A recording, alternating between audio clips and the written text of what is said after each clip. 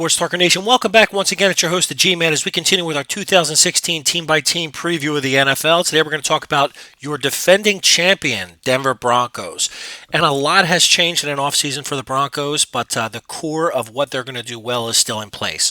So Peyton Manning, the sheriff, got to ride off into the sunset with another Super Bowl win, although for the second time in his career, he was not responsible for that Super Bowl win. But nonetheless, he gets to retire. He gets his 2 rings. He's one of the top 5 all-time because of that.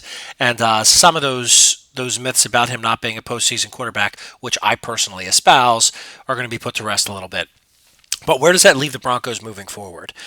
Moving forward, it puts them in very likely a similar situation to last year, although at the beginning of the year people didn't realize how done Peyton was or that Osweiler would be ineffective when he replaced him. It was going to be built on the defense, and the same thing's going to be true this year. And the defense that they're building it on is absolutely awesome. Excuse me. So they have the best defensive backfield in football. They have bookend pass rushers in Ware and Von Miller, who both made their money and both are absolute animals when it comes to getting after the quarterback. They have stout tackles up the middle, and they have fast athletic linebackers who, once the defensive tackles fill the blockers, can run to the ball and make plays. So their defense is fantastic. They showed it in the postseason. They showed it all regular season last year, carrying a tepid offense with Peyton and the running game both struggling. So I don't think there's going to be any change there.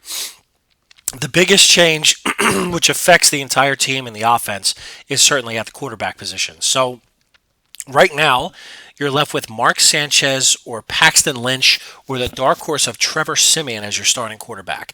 None of those names really inspire confidence, but what I think they're going to do is they're going to try to play ball control. Gary Kubiak is going to play his zone run offense as much as he possibly can. They picked up Russell Okung to try to improve their offensive line.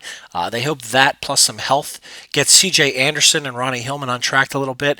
They also drafted Devontae Booker, who I think is a pretty good chance to be their third down back, as well as mix in for some carries. So offensively, they're going to lean on the run. They still have excellent pass catchers in Emmanuel Sanders and Demaryius Thomas, but their numbers are going to be way down because I think they're going to try to control the ball. And if Mark Sanchez is your quarterback, you want him to put the ball in the air as little as possible. He is a turnover machine. His numbers always look okay, but he makes the big mistake to hurt you.